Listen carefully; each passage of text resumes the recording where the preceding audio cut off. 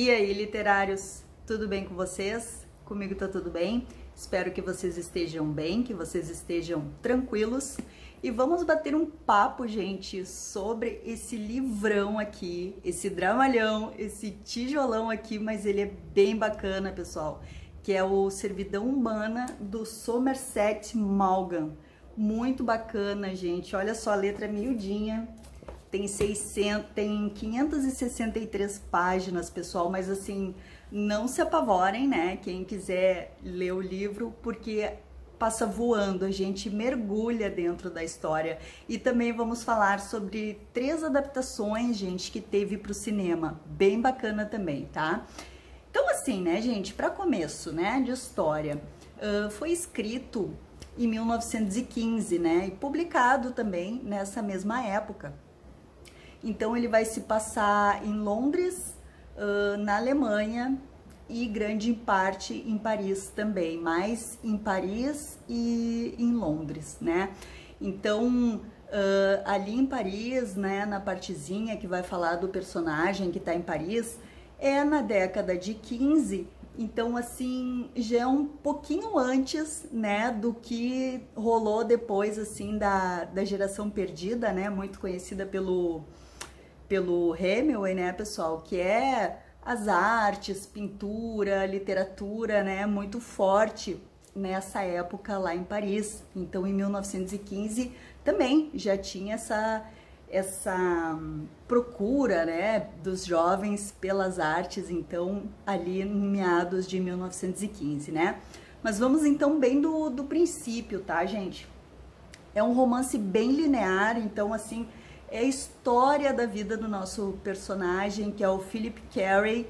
Então, é a infância ali dos 8, 9 anos, até a idade de uns 30, 30 e pouquinhos, mais ou menos. E eu já digo para vocês também que nesse livro aqui, pessoal, tem a personagem mais detestável que eu já vi na minha vida, gente. Muito bem interpretada pela Bette Davis, que é a Mildred. Vamos conversar sobre ela também. Gente, eu nunca tive tanta gana de um personagem na minha vida. Essa mulher, ela é terrível. E, bom, vamos conversar. Vamos do princípio, então, né? O nosso personagem, então, o Philip, começa ali pelos 8, 9 anos. Ele mora só com a mãe, né? E a mãe, né? O pai já faleceu, o pai era médico e a mãe tá doente e também já tá assim no leito de morte. Então a mãe dele vem a falecer, né? E ele vai morar com os tios, que é um tio, né? Casado, né? Com a tia Luísa, e esse tio dele é o tio William. Ele é bispo, né, de uma cidadezinha em Londres, né, então tá se passando ali no Reino Unido, ali, né, pertinho, próximo a Londres, a cidade onde eles vivem. Então ele, criança, vai morar com esses tios, que já são assim, imagino eu que tenham ali por volta dos seus 50 anos, nunca tiveram filhos. Então eles são assim frios, não sabem lidar com uma criança, não sabem demonstrar amor, não sabem bem como cuidar do Philip, né? Porque ele surgiu assim na vida desses dois também, né? De uma hora para outra. Então o tio dele é um cara assim muito avarento, ele é o bispo, o reverendo ali da cidadezinha, mas ele é super egoísta, assim, até com a esposa, sabe? E a tia Luísa acaba, né, gostando, amando o Philip mesmo, né, de verdade, assim, de coração, como se fosse um filho, apesar dela ser muito reprimida e não demonstrar todo esse afeto, né. Ela não é maltratada pelo marido, mas também não tem, assim, um amor, não tem carinho, não tem nada, é aquela coisa fria, né, e o marido, ele vai viajar, ele sai, ele vai conhecer outros lugares e não leva ela junto, porque ele diz que tem que economizar, que o dinheiro é escasso, enfim, mas ele aproveita a vida assim um pouco melhor do que a pobre da tia Luísa, que fica em casa lá, só cuidando da casa e do Philip. Então o Philip vai pro colégio, e aqui a gente entende bem assim da personalidade dele, porque ele tem o pé torto, gente. Ele tem uma doença que é Talipes, né? Não sei se é assim que se pronuncia, tá, gente? Que são aqueles pés meio tortos, assim, das pessoas, que elas acabam usando até uma bota, assim, especial, né? Porque a pessoa manca. Então, ele nasceu, né, com esse problema. E ele passa por todas as agruras no colégio, vocês imaginem, né? Então, ele é uma criança muito tímida, retraída. Ele vai estudar, então, num colégio católico, assim, né? Porque ele vai seguir, a princípio, os passos do tio. Ele vai entrar também para a igreja, né? Para o sacerdócio, enfim. Então, ele vai estudar nessa escola, é muito bem conceituada. E a mãe dele deixou uma herança para ele, mas que ele só pode utilizar, né? Usufruir quando ele tiver a maioridade. Então, ele tem que ficar, né? Sob a tutela dos tios até ficar maior de idade. Então ele vai lá, passa por 1001 nesse colégio, e ele ainda tem, ele é daqueles, pessoal, daquelas pessoas que ficam vermelhas por qualquer coisa. Então, assim, ele passa muita coisa, assim, porque qualquer coisinha ele já fica vermelho, sabe, ruborizado, aquela coisa toda.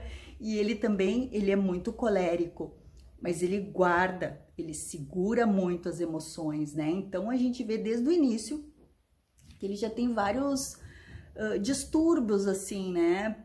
Por conta desse problema do pé dele, por conta de ter perdido os pais, viver com esses tios, né? Que também não são lá grande coisa como uma família, né? Mas eles até fazem o melhor que eles podem. Enfim, chega lá um determinado ponto, ele resolve que ele não quer seguir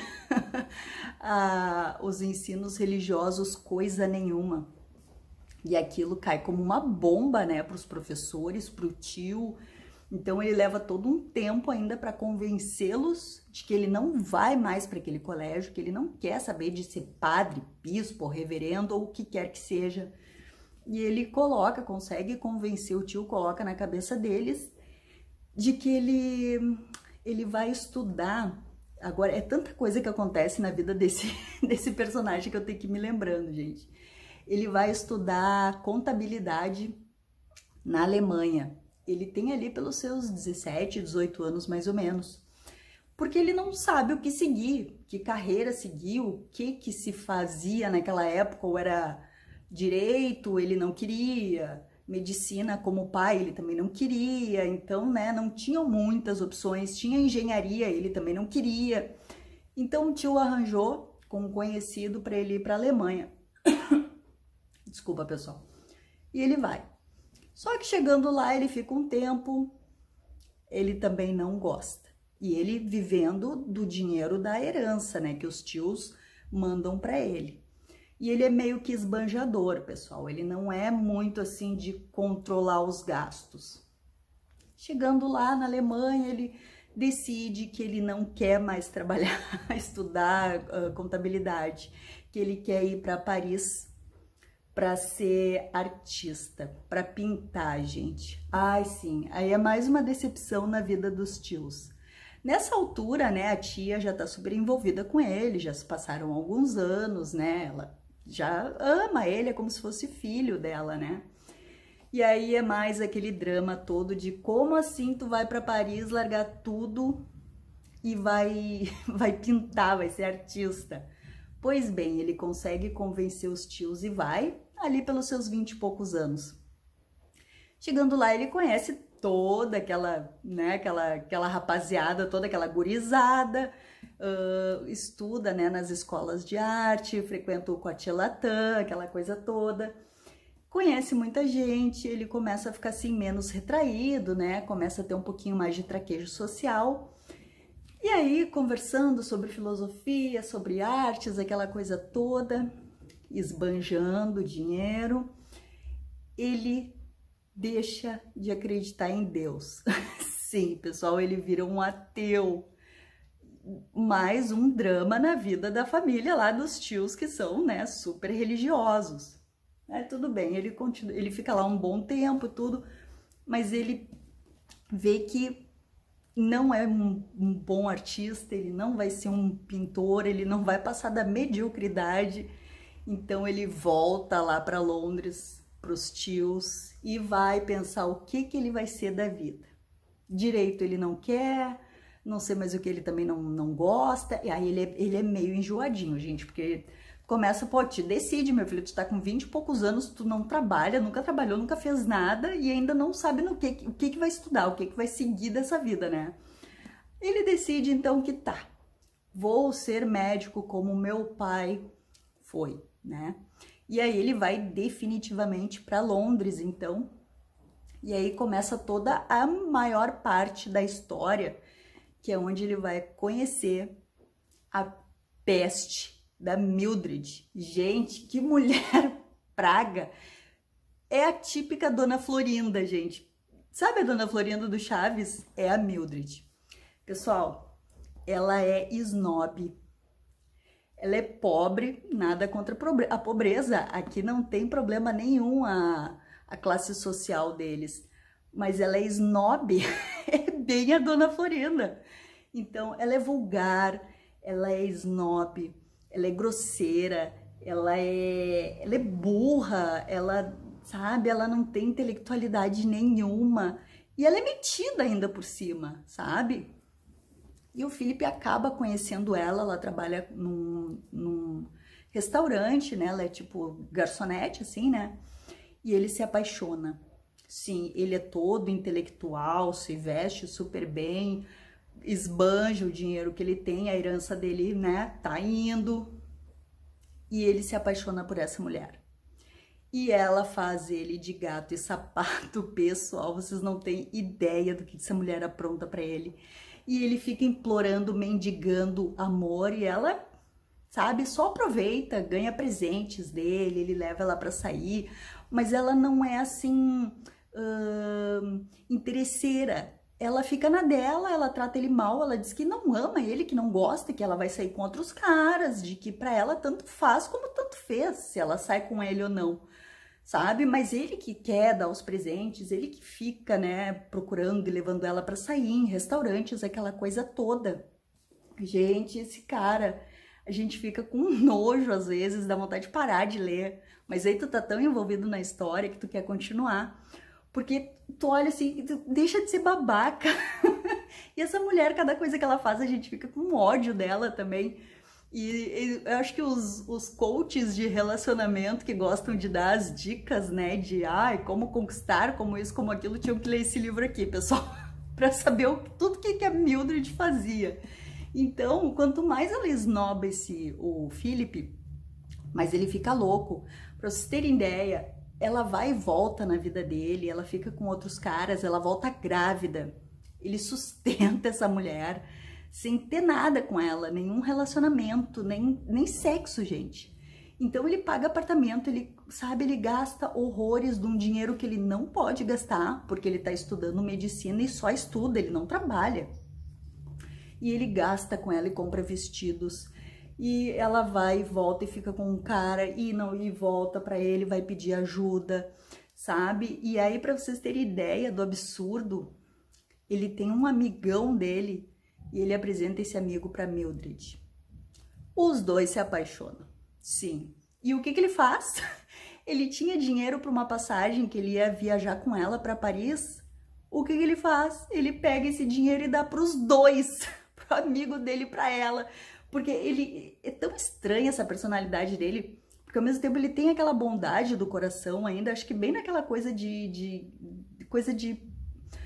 padre mesmo, assim, de que ama o ser humano, né? Ele tem isso muito forte, mas ao mesmo tempo ele fica com raiva de tudo, mas ele acaba cedendo e, gente, ele dá o dinheiro para eles irem viajar e eles vão mesmo, sabe? Então ele fica com raiva depois, mas ele fica obcecado por essa mulher, ele não consegue nem passar nas provas do curso de medicina por conta dela. Ele fica completamente pirado, gente, por causa dessa mulher. E ela leva ele à ruína, mesmo ela não querendo, porque ele procura. E ela diz, sai daqui. Ela cai na prostituição, gente. E ele vai lá procurar ela no meio dos guetos. E ela diz, eu não quero saber de ti, eu tenho nojo de ti. E mesmo assim ele vai lá e não, porque eu vou te ajudar, porque eu não sei o quê. A gente começa a ficar com uma raiva desses dois, mas a história prende a gente porque é muito legal, gente, é muito bacana mesmo. Ele conhece uma família super do bem, assim, e acaba se envolvendo com essa família. E eu acho que eu paro de contar mais ou menos por aqui, tá, pessoal? Vocês já têm mais ou menos aí a noção. Então, é isso, uma baita de uma história da vida de um personagem, então, né, cheio de complexos, então, por causa desse problema no pé dele, né? E conhece essa mulher que leva ele pra perdição, mesmo ela não provocando assim diretamente isso, porque é tudo ele que vai atrás, ele que vai incomodar e procurar por ela. Então, tem um determinado ponto que até morador de rua, ele vira, pessoal. E ele, sabe, naquela de gastar o dinheiro, a herança dele acaba. Claro, ele não trabalha, ele só estuda, demorou um tempão para se decidir o que ia fazer da vida, tá? Então, quanto ao livro, eu acho que é isso, tá, pessoal? Pense numa personagem detestável, então, que essa Mildred é a Dona Florinda, assim, mas 10 vezes pior. E quanto aos filmes, eu até separei aqui no computador, porque tem 3 adaptações, tá, gente? Então, assim, tem a de 1934, tá, gente? Que é com a Bette Davis fazendo a Mildred. Ela foi indicada ao Oscar. Se eu não me engano, é o primeiro filme que ela fez, tá? Bem no início da carreira. Então, para vocês terem ideia de como ela interpretou bem a Mildred. Tá muito legal mesmo, tá, gente? Então, tem esse de 1934, que é com a Bette Davis. E o cara que faz o Philip é o Leslie Howard. Eu não gostei, achei ele meio diferente assim no filme, sabe? Eu não gosto muito desse ator. E o filme, ele começa a contar a história a partir de Londres, medicina, que ele conhece a Mildred. Então, o filme de 34 tá bem focado nisso. Não fala da infância dele, nada, tá? Tá bem fiel, tem pequenas alterações, assim, de algumas passagens, mas tá bem fiel. O outro filme, gente, a outra adaptação, ela é de 46. Não consegui encontrar, gente, em lugar nenhum. Eu queria assistir, não deu. Esse daí não consegui mesmo, tá? E é tudo com o mesmo título, é Escravos do Desejo, ou então o título original, né? Que é The Human Bondage, tá? E aí, gente, tem uma outra adaptação, então, a última, que é de 64. Né, 1964, que quem faz a Mildred é a Kim Novak e o Philip quem faz é o Lawrence Harvey, tá?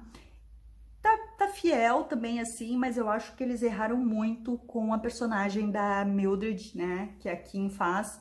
Ela ficou muito coquete, assim, ficou muito, não digo erotizada, porque não tem assim, mas ficou muito, ai, legalzinha, assim, festeira como é que eu vou dizer pra vocês?